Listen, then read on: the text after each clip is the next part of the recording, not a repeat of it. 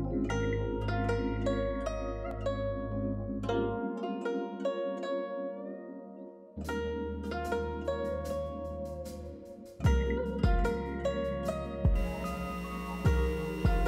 you very much, Professor Chun, and thank you for your support, Professor Chun and many others around campus that have been supporting these events. I want to thank Peg Hill, Margaret Hill, and the World Affairs Council of Southern Inland California for support of this event, and also a short list here: the CSUSB History Department, the College of Social and Behavioral Sciences, College of Extended Learning, Intellectual Life Fund, University Diversity Committee, the College of Business and Public Administration, and also the History Club. And most of them have foregone their enjoyment of this event to take names outside and to staff a table. There will be refreshments also at the end of Professor Naughton's talk. It's really a great pleasure for me to introduce to you Professor Barry Naughton. I had the opportunity to work in close proximity with Professor Naughton when I was down at UCSD doing my doctorate, and many of my classmates down there benefited greatly from his teaching, from his writing, and from his presence on campus, as did I. It goes without saying, I think, that he's a scholar of the highest order. He's a Chinese economist, and he wrote a book called The Chinese Economy. That says all you need to know. There's a book called The Chinese Economy. It was obviously written by a Chinese economist, and he's here. The Chinese Economy: Transitions and Growth was published by MIT Press in 2007. His most recent authored book was also translated into Chinese and into Korean. Among other books, he also wrote Growing Out of the Plan, Chinese Economic Reform from 1978 to 1993, which was published in 1995, and received the Ohira Memorial Prize in 1996.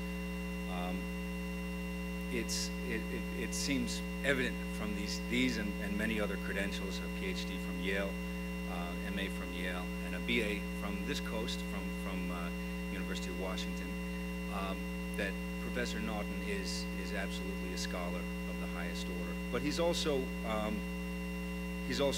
brilliant and a generous educator. And I got an email last night. I think it was at about 11:30 p.m. and Professor Naughton was just, I think, at that time about to get on I-15 to drive up here from La Jolla. So he drove through the night, got in at 3 p.m., 4 p.m., something like that, underwent a whole rigmarole with his hotel to be here to tell to share with us his deep understanding of the Chinese economy. So please join me in welcoming Professor Barry Naughton.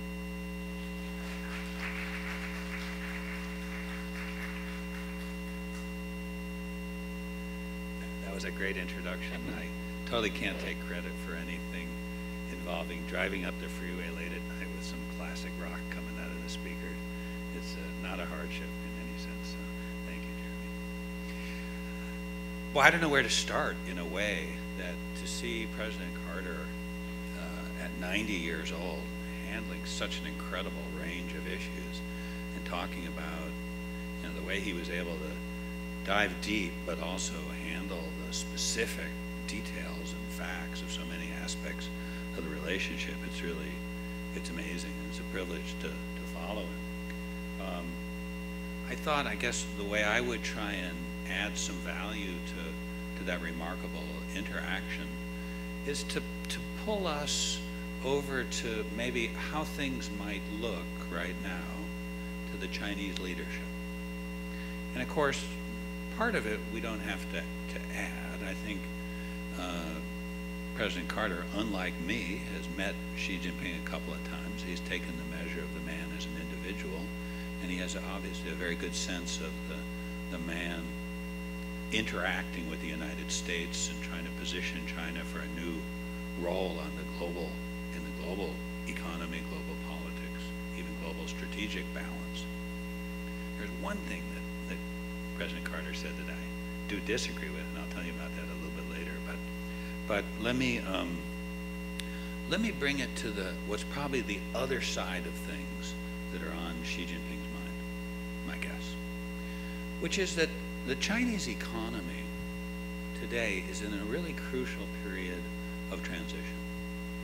I think most of you know, if we look back on the Chinese economy, over the last 35 years, it truly has been an economic miracle. Right? I mean, it is literally a fact that the Chinese economy has grown faster, longer than any other economy about which we have good records. I mean, it's not that it's unprecedented. Right? Japan did something like this, Korea did something like this. We've seen successive economic miracles throughout Asia in particular, also in some other parts of the world. But China is just more of that, because it's bigger, because there are more people, but also because this process of transformation has been ongoing for a longer period of time. But now, China's inevitably facing a stage where it moves out of this extraordinary high growth regime and into a different kind of slower growth. In other words, China is becoming middle income, and in a sense, is becoming middle-aged as well. Now, this transition manifests itself in a way, the most obvious way, is that wages for ordinary Chinese workers are growing up really quickly all of a sudden. 10 years ago, if we looked at China, we saw all these export factories, you've probably seen the pictures of this massive Foxconn factory where most of the Apple products and many, many other electronic goods are assembled. And they're huge, the work is monotonous, and they rely almost entirely, 95% female workers who come from the countryside. That's an impressive economic combine, right, that has driven lots of changes in the global economy. But until very recently, that economic complex seemed to be based on an absolutely inexhaustible supply of labor from the Chinese countryside. And in fact, over the last 20 years, as President Carter mentioned, 200 million people have moved from the countryside to the expanding urban areas along the coast. So that process is part of what drove this dramatic growth over the past 35 years. And that process is now winding down. It's winding down for a couple of reasons. It's winding down because in the villages, most of the young people have already left. But it's also winding down because China's very extreme birth control policies, the one-child policy that you heard referred to, again by President Carter, has been quite successful, or at least it triggered changes in fertility and family size that actually are occurring throughout East Asia, but occurred in China with dramatic speed, so that the largest birth cohort in China was actually the birth cohort in 1990. And ever since then, the number of children born has slowly declined, which means that the number of new workers is also declining. So we've got this dramatic Chinese economic engine, but the labor that fuels that engine has now already reached an inflection point. There are fewer people coming from the countryside. There are fewer babies being born, both in the countryside and in the city. And among the kids coming out of high school, a much, much larger proportion than ever before are going to college. So all of a sudden, the basis of the Chinese economic miracle is changing. And that change is creating a kind of a scramble on the part of Chinese leaders and Chinese policymakers to decide how to respond. Now, before we say anything about the challenges, let's just think for a minute about how positive this set of changes can potentially be. Right? But positive for China and positive for the United States as well. Positive why? Well, first of all, the fact that wages are going up rapidly means that a whole new kind of middle-class consumer culture is developing in China. This has been happening for the last decade, as many of you know, but it's not slowing down. It's actually in some ways accelerating. middle-class living standards are spreading dramatically. Beijing's already kind of a middle-class city, Shanghai certainly, but those kind of living standards and habits are spreading throughout a much larger area of urban China. So that's good for Chinese people. The fact that wages are going up means that Chinese manufactured exports, garments, toys, shoes, all those things that fill the shelves at Walmart, the prices of which have been stable for many years, China's gradually starting to lose competitiveness in those kind of very labor-intensive, low-tech kind of commodities. This is also a good thing, because it means that as China moves up, there's space. There's space on the bottom rung of the ladder. So there's space for a lot of poorer countries in the world, countries like Bangladesh or Cambodia, Indonesia or Vietnam, and in a different way, some of the Caribbean and Latin American countries as well. There's space for these countries to now say, look, the Asian economy has kind of showed the way with this kind of export promotion, manufactured export promotion. They showed the way, but they also were formidable competitors, right? So although they pioneered a model that's an attractive model, they also, in a sense, made it difficult for us to get in on the game because their elbows are so sharp. But now China's exports of these kind of commodities are plateauing and beginning to decline. And so that creates potential positive growth opportunities for other countries in the world. The next part of it is this. In order to power this transformation of the Chinese economy over the last 35 years, the Chinese economy developed the world's highest investment rate. China invests, it's just cold numbers, but still the reality behind this is so staggering. China invests 48% of its total economic output, 48% of GDP. In other words, China invests more than it consumes, because there's also a bit that's net exports, right? So total investment is more than total consumption, and a lot more than household consumption. That's amazing. That's staggering. We have never in human history seen an economy do that before, period, full stop. The US invests about 18% of its GDP, so China is investing almost 3 times the share of its GDP as we are. Now, if you ask, where does that investment go? Well, if you've been to China, how many people here have been to China? Looks like this corner is the China tourists, some over there, okay. I think these guys would agree with me that one of the amazing things about China is you go back 5 years later, 6 years later, the physical landscape of the country is changing so rapidly and so dramatically.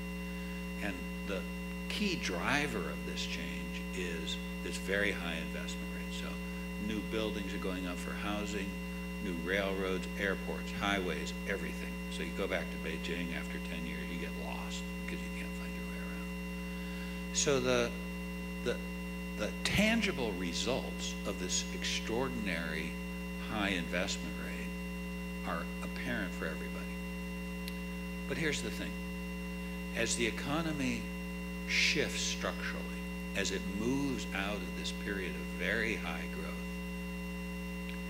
growth, the attractiveness of domestic investment comes down, right?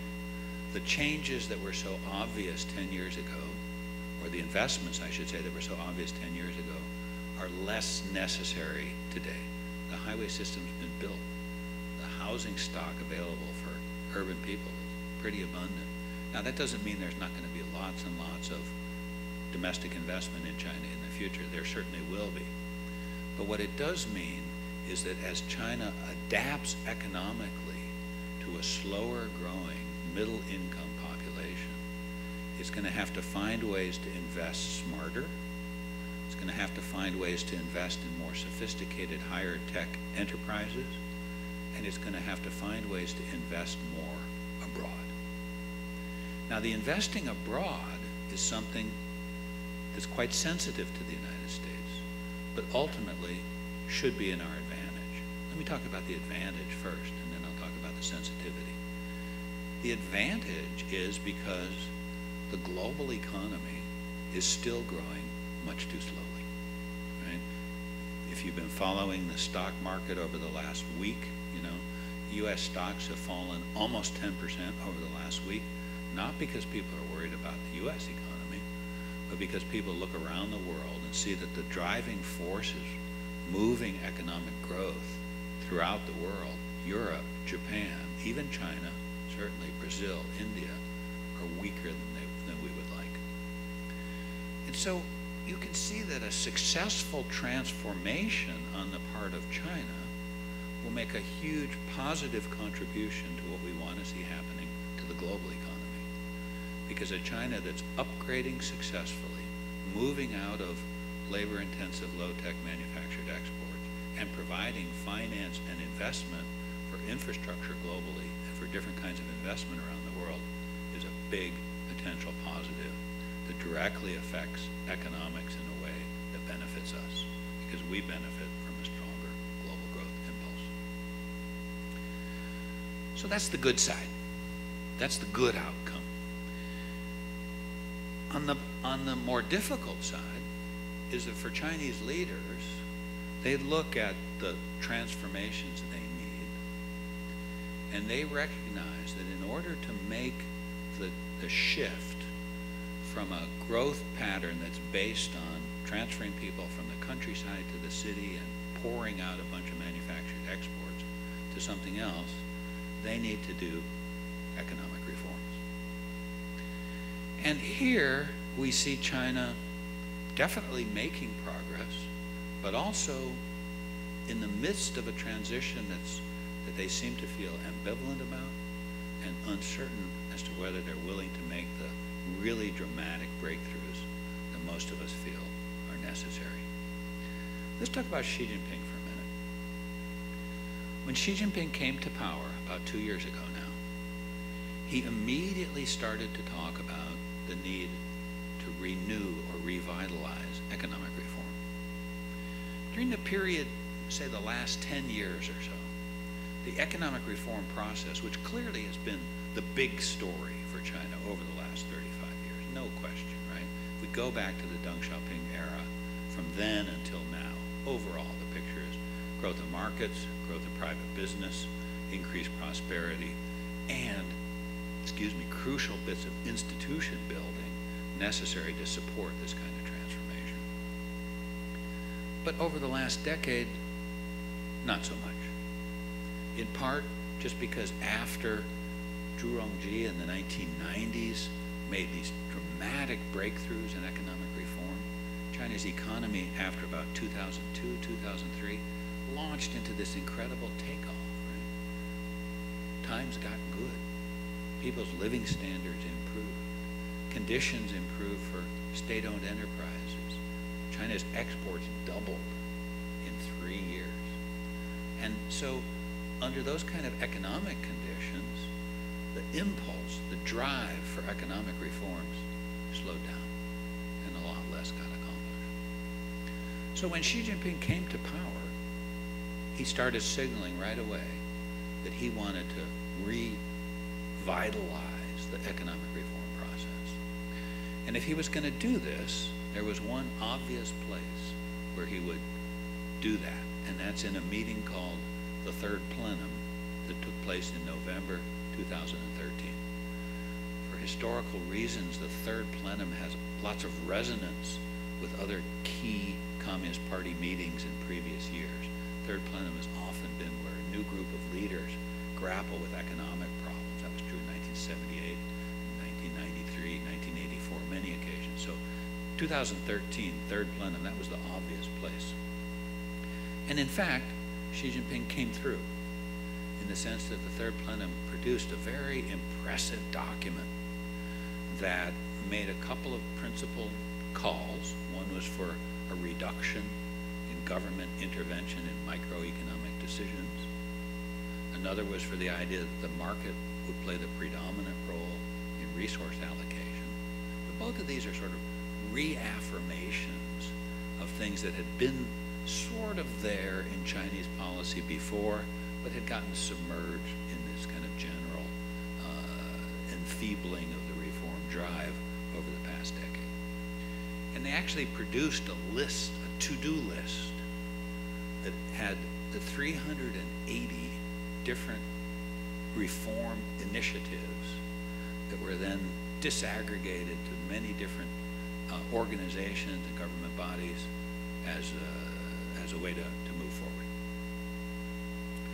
And what we face since then is a situation where Xi Jinping, in a way, has laid out an agenda for himself that is so ambitious and so multidimensional that everybody is waiting to see where he's going to focus the political effort, where he's going to focus the real push to really try and create policy breakthroughs that really make a difference. In fact, if we step back a little and think about Xi Jinping overall, what we see as a leader, first of all, we should say about Xi Jinping, he's surprised everybody. And I don't just mean those of us on the outside looking in China. It's very striking to me when I go to Beijing, say, talk to people, even people who are, very much sort of insiders in the political system, they're just as surprised by Xi Jinping and his behavior as we are. Surprised in the sense that he's been much more dynamic, much more forceful, and in a sense, much more decisive in consolidating power and leadership in his own person. Some people look at this rather cynically, and other people look on it as a kind of natural desire to revitalize a system that was starting to get sort of settled in its own ways. I think of Xi Jinping as pursuing an agenda that has 5 main aspects to it, many of which are popular, some of which not so much, but which interact in complex and still to be determined ways. What are these 5 things? Well, one of them is anti-corruption. That's very popular in China, and people are very aware of the depth of corruption, and they're quite pleased to see Xi Jinping striking down some of the people who are engaged in really egregious acts of corruption. We expect in the next 2 weeks there's going to be another big party meeting in China, and we expect to see that one of the highest ranking victim of this anti-corruption campaign, Zhou Yongkang, should be arrested, put on trial, in some way formally put through legal procedures. So anti-corruption is a really important part of this. The other really popular part of the policy package is nationalism. As President Carter was talking about, the China dream, which is certainly an assertion of pride, but also, again, as the President said, a way of channeling Chinese pride and aspirations for the future into a vision of a China dream that is collective, nationalistic, assertive of China as a nation, more than the assertion of individuals' right to pursue their own self-realization. Corruption, anti-corruption, nationalism. Now here we start to get in somewhat different territory. Ideological crackdown. So the public discussion environment on WeChat, which is a Twitter-like device, on the internet, in printed media, and in the universities, is tighter and more tense than it's been for years. So Xi Jinping wants to, create a tighter kind of unity, which brings us to the 4th item, which is different from crackdown, which is heightened emphasis on leadership. This is a funny thing, right? Because, of course, China's been authoritarian all this time. But the system as it had been evolving before Xi Jinping was a system that increasingly accepted a kind of distributed power. You had a collective leadership at the top. Certainly Xi Jinping's predecessor, Hu Jintao, was not a big, strong man. He was the presider as a kind of first among equals in the 7 or 9 person standing committee of the Politburo.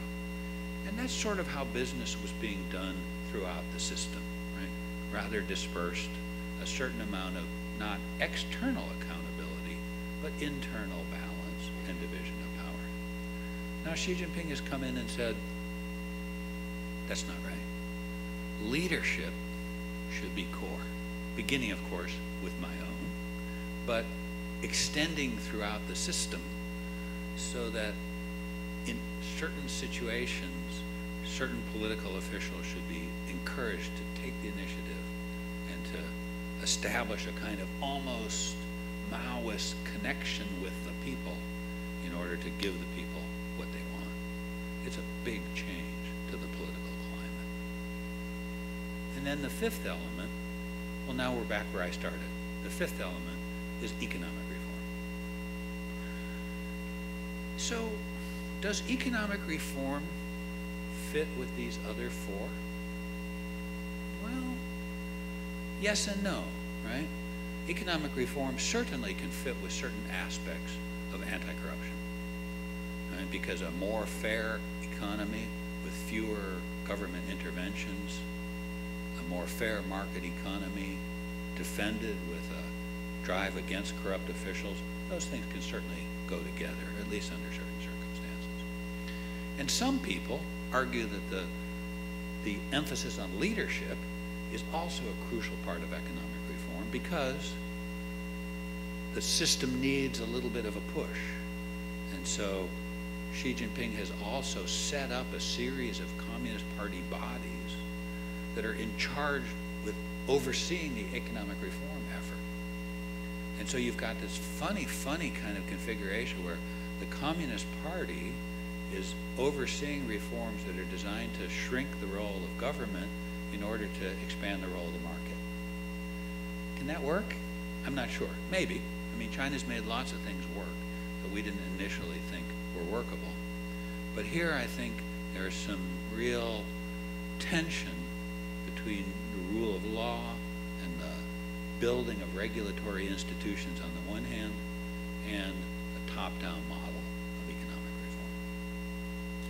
My own view is that there's going to be conflict between these objectives, not in the sense of absolute contradiction or conflict, but in the sense that in the real world of politics, in the rough and tumble of changing economic conditions, changing political imperatives, maybe changes in the degree of tension internationally, that there's going to have to be choices made that haven't been made yet. Because as we look at the economic reform progress, what we see is, as I said, Xi Jinping set up this big Communist Party body to oversee the reform process.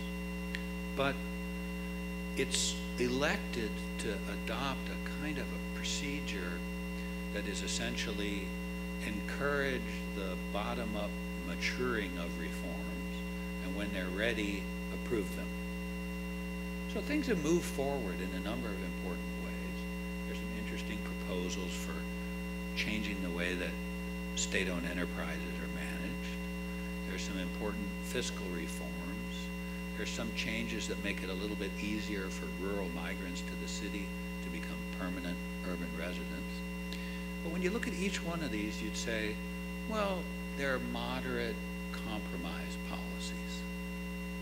If we're looking for this big, strong guy at the top to kind of put his hand on the table and say, hey, we're pushing through with this reform, even though it might be unpopular, that's what we don't see so far. And so we see this interesting paradox where we've got a strongman leader who's not using his strongman capabilities so far to push for economic reform. It's a very interesting and in some ways, it's a new configuration of things that has many people inside and outside of China kind of scratching their heads. At the worst, some people go down to the local level and they say local officials are paralyzed. Why? Well, you can kind of imagine, right? Think how the life of a local official has changed in the last couple of years.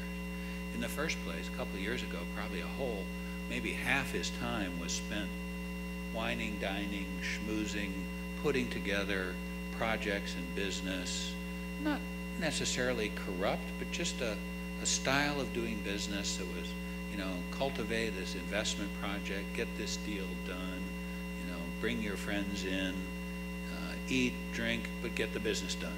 And that was what really counted for everybody, and everybody knew that. All of a sudden, better watch out. You can't be seen so much whining and dining. Work is going to be a lot less enjoyable. It's not 100% clear that just sheer driving for economic growth anymore is what's wanted. On the contrary, each one of these local officials is now also the head of an economic reform leadership small group, where they're supposed to find new ways of doing things that attract attention to them and make their political careers solidified. So they're not sure how to do business, they're not sure how to cultivate relationships, and they're not quite sure what their objective should be in terms of what happens over the next 6 months or 12 months. Under these circumstances, right, the Chinese growth engine is making a kind of halfway completed transition to something else. We know, I think, what needs to be done. I think what needs to be done is economic reforms need to be pushed forward with a much greater determination, because economic reforms need to be part of this transition to a new phase of the growth process. How does that happen? It happens when private companies are given a much greater scope for operation. It happens when government signals unambiguously to private businesses that they can make money through innovation and investment and expanding into new areas as the government retreats. So far, that hasn't happened, but it's still there as something that can provide the impetus to growth as the old growth model recedes into history. For the United States, we face a period where our relationship with China has been tenser and more difficult than at any time in recent memory. And it's funny because when you look at the real issues that divide the country, they're not that substantial. Right? It's not just that the Senkaku or the Diaoyutai Islands are little tiny islands.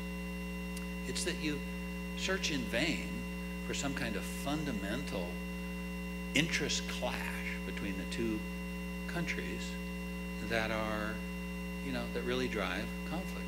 They're just not there. And yet, in spite of that, we see this series of misunderstandings and issues where China, in principle, tends to see the United States as being trying to sustain its own hegemony over the global system, and the U.S. sees China as challenging the global system without having an alternative to offer to the existing system. And here's where I'd like to differ a little bit with President Carter about this comment from President Obama that China is a free rider on the global system. This is a key issue, and it's a key point of terminology, and I think President Carter misinterpreted it. In the first place, for him to go to China and get this question and then conclude that every Chinese high school student knows about President Obama's statement is an error, right? Chinese high school students knew about the statement because they were prepped on it and told to ask President Carter about it, not because it's widely known among the Chinese population. But more importantly, the notion of a free rider is a relatively narrow technical term, right? To call somebody a free rider doesn't mean you cheat. It means you take advantage of a public good that's provided by somebody else, and you don't offer to pay for it because it's a public good and you don't have to pay for it, right? So I'm a free rider if I enjoy the protection of the American military and don't pay my taxes. Right? But in the global system, there's no taxation code. Right? So this is a really, really important issue because it really goes to the core of the difference of perceptions between China and the United States.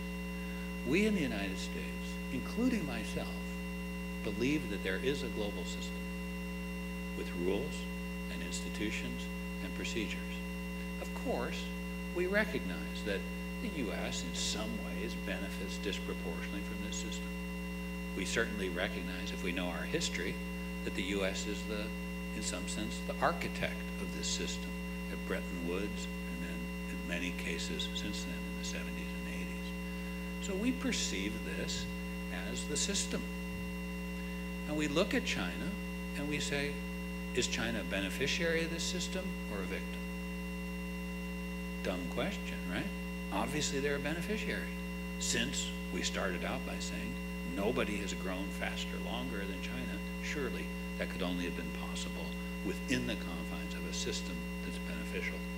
But you know, when I talk to my Chinese friends, and I don't mean nationalist conservative Chinese, I mean liberal, open-minded, internationalist Chinese, who many of them have studied in the United States, they don't see it that way. They see a global system that's dominated by powers. It's a realist view, in other words. They see a global system where the U.S.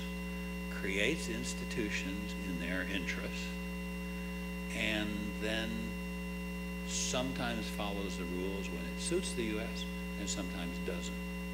This is the perception of people, even those who are actually rather pro-U.S. They still perceive the U.S. as a relatively unconstrained actor and one who's relatively unreliable, going back to that 10% of Chinese who say the U.S. can be fully trusted. So this fundamental difference about the nature of the global system, I think it's a really important thing that separates us. And the fact that President Obama's statement about China being a free rider would be misinterpreted in the way it was by President Carter, among others, is, I think, reflective of this deep division. Now, let me conclude by giving one example of this and also a proposal for something the U.S. I think can do. China, in part because of its view of how these institutions function, has recently suggested two different multilateral investment banks. One of them is the Asia Infrastructure Investment Bank, which would invest in countries of Asia around China, perhaps including China. But it's a bank that would, in a sense, be a competitor to the Asia Development Bank, which is dominated by Japan. And it's an institution that would almost certainly be somewhat dominated by China. The other is a thing called the BRICS Bank. The BRICS, of course, Brazil, Russia, India, China, South Africa, right? This kind of imaginary cluster of 5 countries, 5 crucial emerging countries, that has actually become a real thing, perhaps. So the BRICS Bank will be based in Shanghai, but with capital contributions and the governance structure equally allocated between these 5 countries, the 5 BRIC countries. So these 2 multilateral development banks are in the works. And we can certainly have some doubts about these institutions. But the crucial point is, as institutions that would help China channel excess saving and investment into the developing world and improve infrastructure construction, they're good things, and the U.S. should support them. So far, the U.S. hasn't. In fact, in a way, the U.S. is actually opposing the construction of the Infrastructure Development Bank by encouraging Korea and Australia to not join, at least not join before the November meeting of APEC in Beijing that Obama is going to. This is a mistake, I think. And you can imagine how it plays into the Chinese version of how things work in the global system. Right? It plays into their sense that the U.S. is trying to restrict China's rise And because these institutions are China's institutions and they're not the U.S.'s institutions, but the U.S. is against them. I think it's a mistake. I think we should change. And the reason for change is quite simple.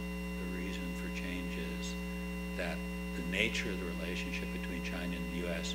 is constantly changing, but it remains the most important economic, political, and strategic relationship in the world. We can get frustrated with China. We can have our doubts about Xi Jinping, but at the end of the day, we've got to live together and we've got to make it work. So maybe I'll stop here, and people still have stamina. We can do questions, or